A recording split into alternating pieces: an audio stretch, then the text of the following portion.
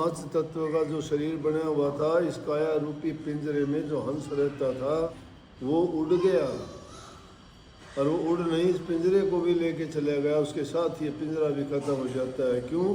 फिर ये काम का नहीं रहता। हंस जब गया ये किसी काम का नहीं। मिट्टी मिट्टी में मिल जाती है, हवा हवा में मिल जाती है, अग्नि अग्नि में मिल जाती है, पानी हवा के साथ उड़ जाता है, सारी चीज़ें आकाश में जाके समा जाती हैं। कहाँ है जीव की क्या हस्ती है? कहाँ है जीव?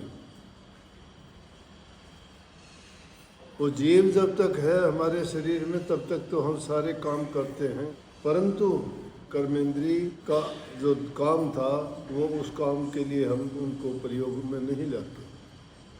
आंखें होते हुए अंधे बने हुए हैं, कान होते हुए बहरे बने हुए हैं, बुद्धि होते हुए पागल बने हुए।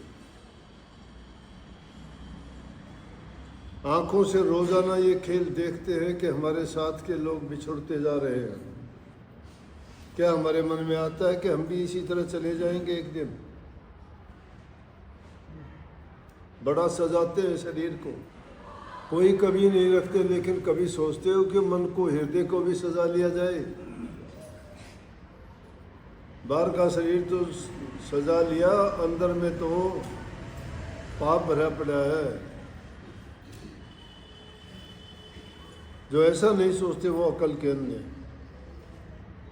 इन आंखों से रोजाना देखते हो उस खेल को, फिर नहीं समझते, वो आंखों से अंधे हैं। इन कानों से रोजाना ये करुणा भरी दुख भरी कहानी सुनते हो, रोते बिलखते देखते हो। कहते हैं मेरा बेटा गया, मेरा भाई गया, मेरा जमाई गया, मेरी धी गई, मेरा पिता गया, मेरा गुरु गया, मेरी माता गई, कहते हो कि नहीं? लेकिन क्या वो बातें कानों से नहीं सुनते क्या? इतना ही नहीं, जब कोई संत सदगुरु आके चेतावनी देता है, समझाता है, फिर क्या इन कानों से सुनी बातों को पर अमल किया कभी?